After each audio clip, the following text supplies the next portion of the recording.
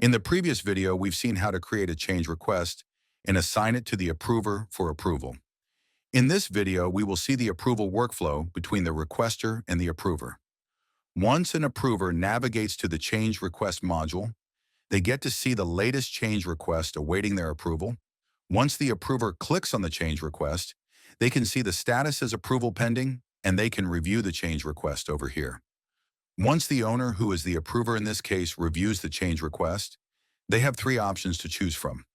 They can either unlock it, reject it completely, with an option to make further changes, or unlock it, which allows the requester to edit and make necessary changes and resend it for approval. The approver can see an option to approve. So let's see how the unlock option works. To unlock a change request, click on the unlock, and you can see options to add comments or cancel. The approver can enter their comments here and click on confirm, and the change request is open for the contractor to edit the values. If the approver wishes to reject it, then they can go ahead and click on reject, enter their full comments, and click on confirm. If we have a query on the change request, we can create an RFI on this. To create an RFI, click on the Create RFI button right here and fill all the required details and click on Submit. Only when the RFI is closed is when the change request can be approved. Now, to approve this change request, we need to click on Approve and then enter our comments. Let me enter a demo comment saying I agree to the changes being made and click on Confirm. Now you see that the change request is approved but not confirmed. It's not closed yet. We can see that the status of the change request is a signature pending.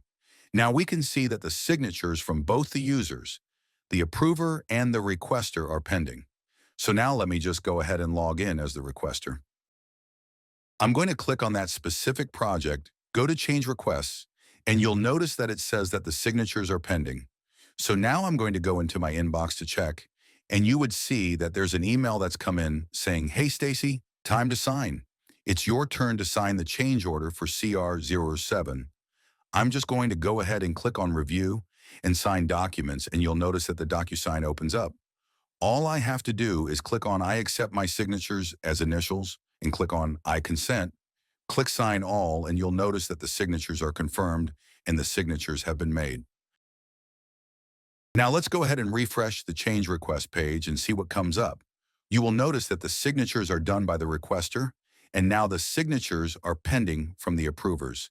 And so I'm just going to go ahead and email's been sent. I'm going to sign it here as well. You will notice that the same has been sent to the owner here as well. I'm going to select Click Sign Documents, accept my signatures, sign all. Automatically, you'd see that that specific document has been signed already. Now I'm going to log right back in and refresh the page to notice that the status has changed to Sign Now. That's how you approve a change request.